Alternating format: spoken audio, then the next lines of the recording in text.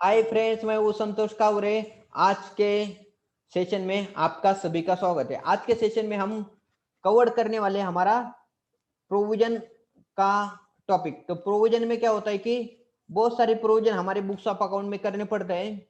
तो एक एक हम कवर कर रहे हैं कि कौन से जो प्रोविजन है हमें बुक्स ऑफ अकाउंट में प्रोविजन करना पड़ता है, उसका वर्किंग करना पड़ता है। तो लास्ट सेशन में हमने कवर किया था हमारा आउटस्टैंडिंग एक्सपेंसेस कौन से और उसका हमें क्या करना पड़ेगा,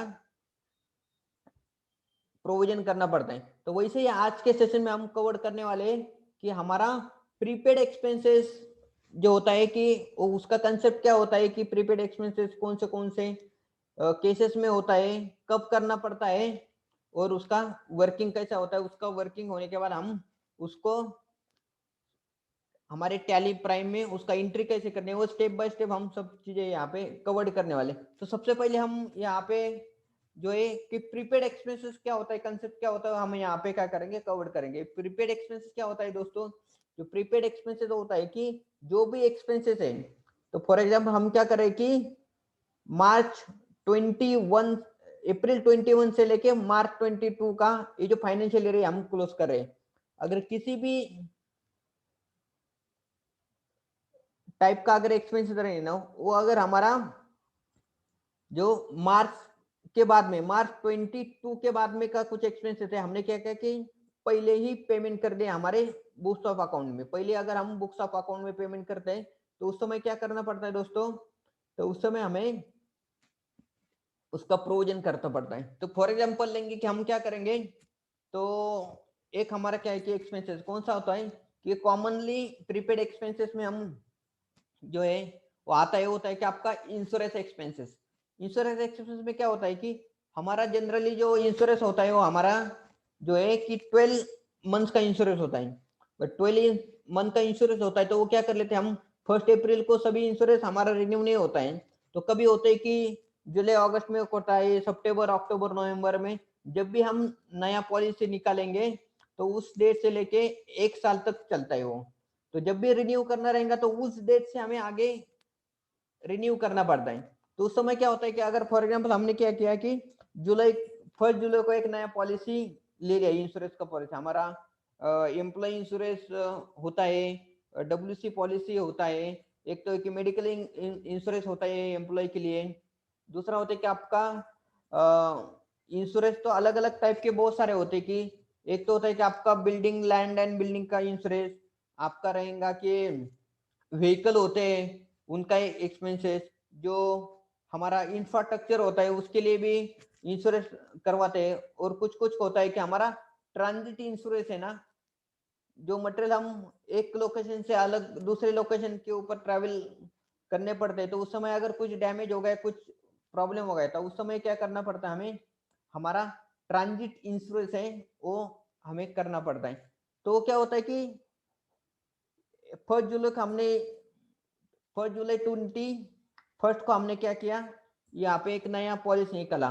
तो वो क्या रहेगा, 1 जुलाई 2021 को स्टार्ट होगा तो एंड होगा आपका 1 जुलाई 2022 को, सॉरी 30 जून 2022 को होगा। तो ये क्या होता है कि अप्रैल में जो 3 मंथ्स होता है वो नेक्स्ट फाइनेंशियल ईयर का होता है। तो नेक्स्ट फाइनेंशियल ईयर का जो भी अमाउंट रहेगा तो हम उसको क्या करेंगे, प्रीपेड एक्सपेंसेस हम कंसिडर करते। तो वही यहाँ पे जो होता है कि उसको क्या करता है कि मंथ वाइज डिवाइड करवा के आपको प्रीपेड एक्सपेंसेस की जो है प्रोविजन करनी पड़ती है। तो उसका कैलकुलेशन कैसा होता है, एक तो एक ही दो मेथड से कैलकुलेशन करते हैं। एक तो एक आपका मंथ वाइज कैलकुलेशन करते हैं। अगर आपका एक ही 24,000 रुपये साल का एक्सपेंसेस है, ठीक है, 24,000 रुपये साल का एक्सपेंस है, एक महीने में कितना हो गया, 2,000 रुपीज हो गया। तो उसमें अगर 3 मंथ्स का जो प्रीपेड एक्सपेंस है हमने पहले से दिया है, तो उसका अप्रैल में जून महीने का है वो हमें प्रीपेड एक्सपेंसेस करके प्रोविजन कर देंगे।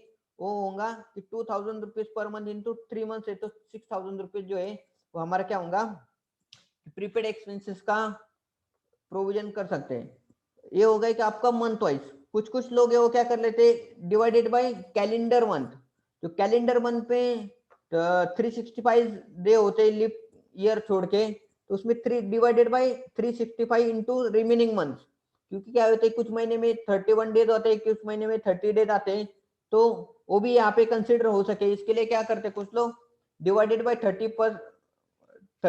365 into number of days policy paid for next financial year. Next financial year का जो पॉलिसी पेड किया है उसके अकॉर्डिंग क्या करेंगे हम, हमारे प्रोविजन है वो करना पड़ता है।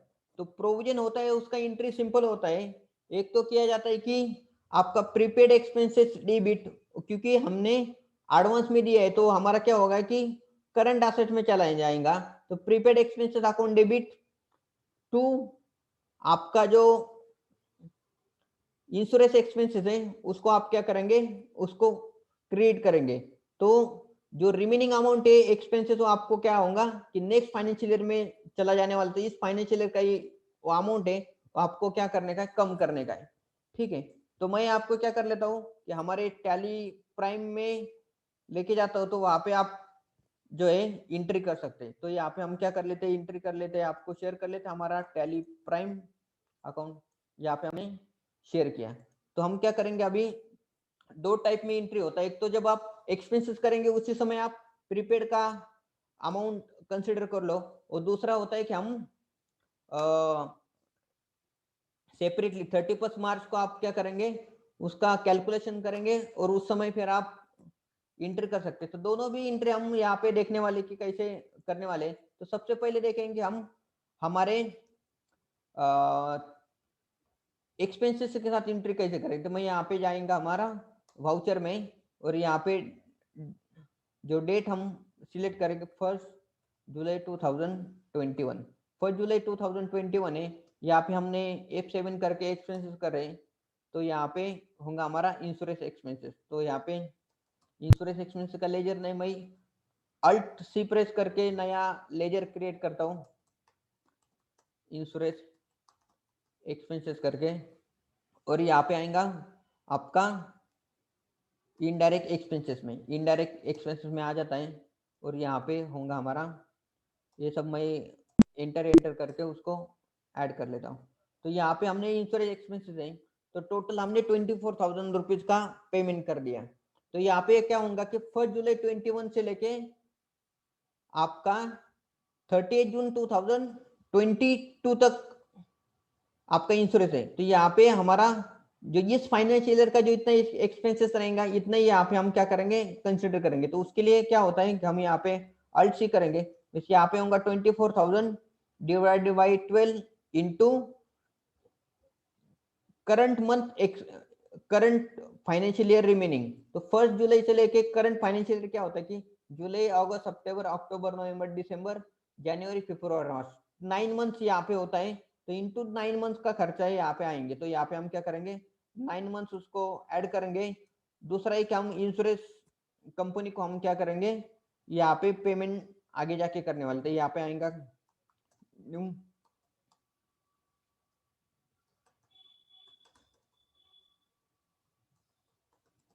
न्यू इंडिया इंश्योरेंस कंपनी, यहाँ पे आएंगे कि सेंट्री क्रेडिटर्स में, सेंट्री क्रेडिटर्स में आने के बाद यहाँ पे बिल बाय बिलेस करेंगे और उसको हम सेव कर दें। तो यहाँ पे सेव होने के बाद क्या होता है कि हम यहाँ पे कि पूरा 24,000 रुपये ये इंश्योरेंस कंपनी को देंगे, तो यहाँ पे 24,000 आ जाएगा, और न्यू रेफरेंस के लिए यहाँ पे आएंगे इंश्योरेंस करके, और यहाँ पे नेक्स्ट डेबिट है वो चलाएंगे आपका प्रीपेड एक्सपेंसेस के लिए। तो ये जो प्रीपेड एक्सपेंसेस है यहाँ पे हम लेजर यहाँ पे बनाए नहीं, तो अल्ट सी करके नया लेजर मैं क्रिएट कर रहा हूँ यहाँ पे प्रीपेड एक्सपेंसेस, प्रीपेड एक्सपेंसेस वो हो जाएगा हमारा करंट लाइबिलिटीज में। करेक्ट है, करंट लाइबिलिटीज में चला जाता है। तो यहाँ पे हम करेंगे उसको, कॉस्ट सेंटर को जरूरत नहीं, यहाँ पे हम उसको ऐसे ही सेव कर देते। तो ये होगा कि हमारा ये एंट्री पूरा पूरा होने के बाद यहाँ पे बिंग करेंगे कि रेंज एक्सपेंसेस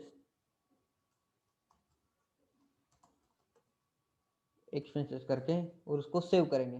तो ये आपको पता होना चाहिए कि टोटल 24,000 रुपीज का हमारा एक्सपेंसेस है।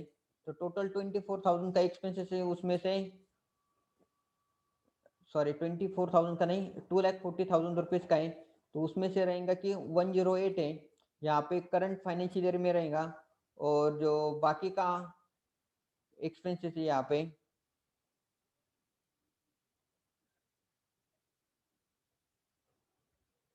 बाकी के एक्सपेंस आपका यहाँ पे आएगा।